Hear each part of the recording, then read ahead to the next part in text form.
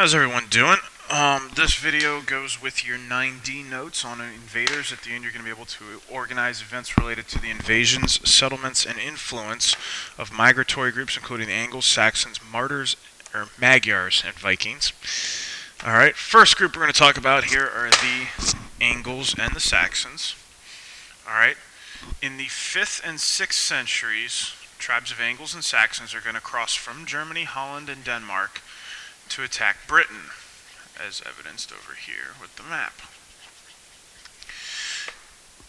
Now, these people are going to eventually claim almost all of Britain, except for a very few pockets along the western coast here.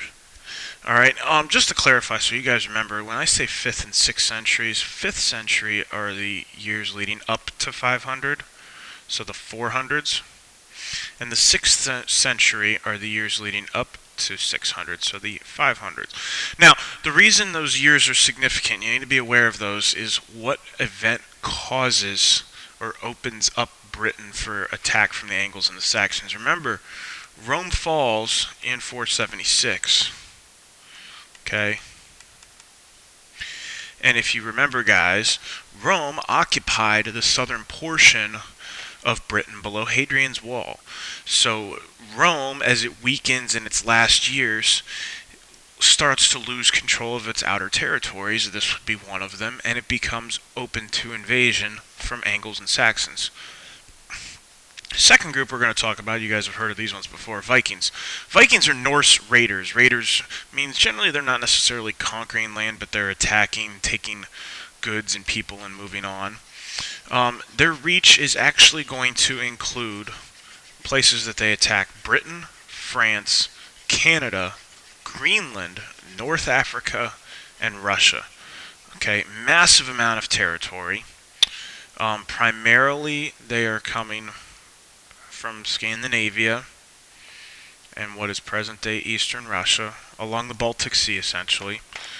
Alright, so sometimes you'll hear them referred to as Rus.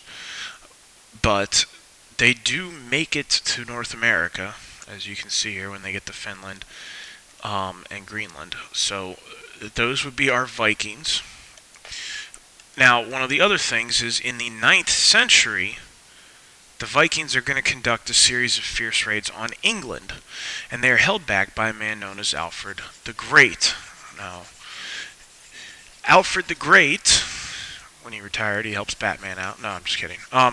Alfred the Great is going to use his success, and he and his successors are actually going to be able to unite the Anglo-Saxon kingdoms to form what becomes England.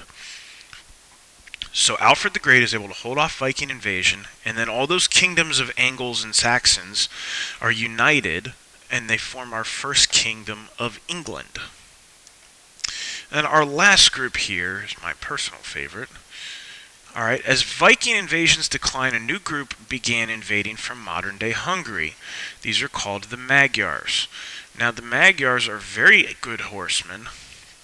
They invade Western Europe in the late 800s to the late 9th century. Okay. And they're eventually going to overrun northern Italy and the Rhineland. And generally, guys, when the Magyars are invading, they're not looking to conquer new land.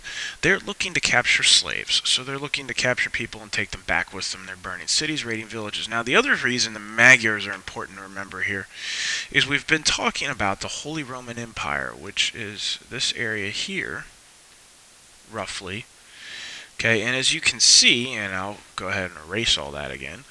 As you guys can see, go away.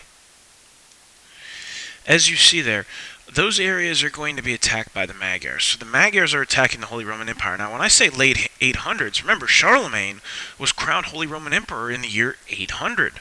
So we're not talking very long after Charlemagne. The Roman Empire, the Holy Roman Empire, is going to be decimated. Okay, in Charlemagne's wake, there are not any strong kings that follow him up. So the combination of weak rulers and these invaders are going to lead to what we're about to talk about in our next group in here.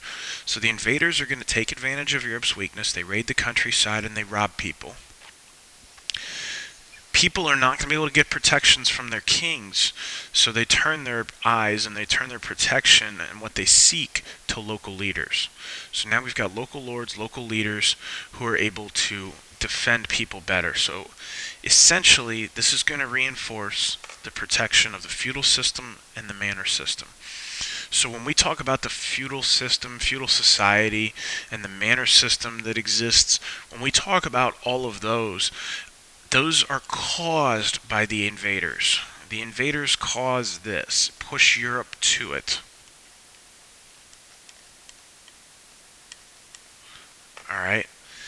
So we need to be aware of that, and you guys need to be mindful of that when we start talking about the feudal system and manor society, because essentially the vast majority of Europe is going to allow themselves to be taken into a form of slavery or indentured servitude just simply because their local leaders can protect them.